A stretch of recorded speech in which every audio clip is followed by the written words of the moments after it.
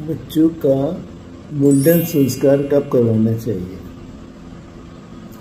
मुंडन संस्कार के पीछे क्या रीज़न है?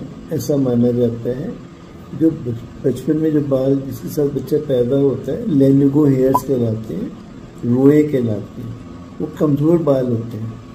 तो कमज़ोर बालों को हटाने से जब नए बाल आते हैं तो अच्छे रोएदार बाल आते हैं।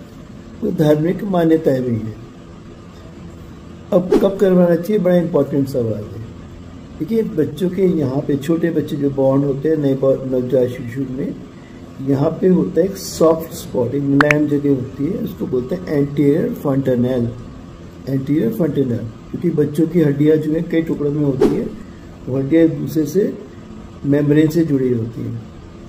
तो उसी के नीचे बच्चे का दिमाग होता है, हम सबका दिमाग होता है। तो जो बच्चा बड़ा होता है तो यहाँ पीछे वाली फॉन्टेनेल भी होती है, यहाँ साइड में भी होती है। तो ये जैसे बच्चे बड़े होते हैं हड्डियाँ आपस में जुड़ने लगती हैं। तो ये 1.5 साल की उम्र में जाके भरता है। मेरा अपना मानना है साइंटिफिकली कि जब तक ये भर ना जाए तब तक उसके ऊपर मुंडन नहीं करना चाहिए, कोई चीज़ नहीं चल उसका कुछ भी नहीं चलवाना चाहिए, क्योंकि इन्फेक्शन होने का डर भी रहता है, नीचे ब्रेन है, उसको चोट लगने का भी डर होता है। तो 1.5 साल की उम्र पे जाके ये एंटीरियर फॉन्टेनेल भर जाता है। तो उसके बाद ही डॉक्टर की राय माने तो उसके बाद ही करवाना चाहिए।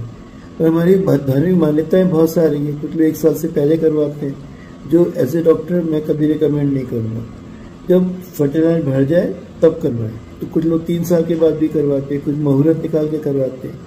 अब जो भी आप मुंडन करवाएं तो सबसे पहले क्या करना है कि इस जगह पे पहले उसको अच्छे से एंटीसेप्टिक सोल्यूशन, यूजुअली सेवलॉन को प्रेफर किया जाता है, उसका माइल्ड सोल्यूशन बना के सेवलॉन से सिर पे कर दिया जाता है। उससे क्या होता है, एक तो ये चिकना हो जाता है और ये डिसइंफेक्ट हो जाता है पूरा इलाका।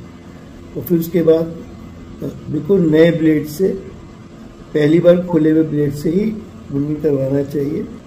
जो बंदे को काम करना ठीक से आता है, जो मंदिर में या जो इसको नाई लोग इस काम को करते हैं, जिनको अच्छे से काम करना आता है, उन्हीं से करवाना चाहिए।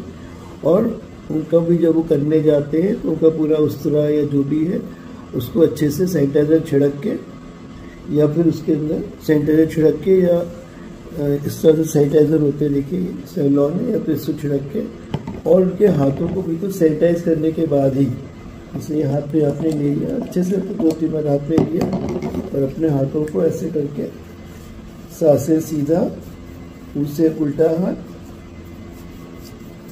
माँ से मुट्ठी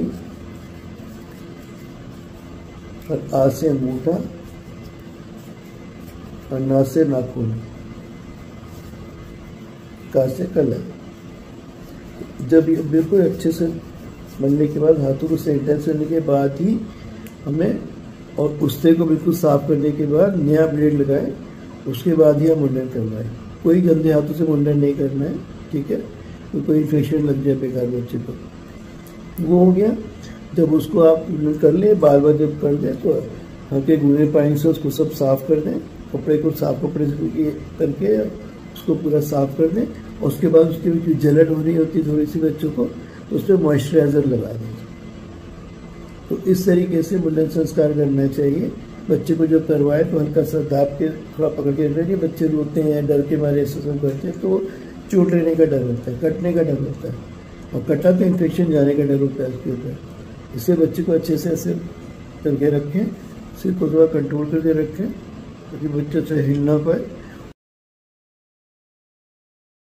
उम्मीद करता हूँ इस वीडियो को देखने के बाद मुंडन से संबंधित बहुत सी शंकाओं का आपका निवारण हुआ होगा कि क्यों करवाते हैं, किस उम्र में करवाते हैं, किस तरह से साइंटिफिकली चलना चाहिए कि बच्चे को इन्फेक्शन ना लगे, चोट ना लगे।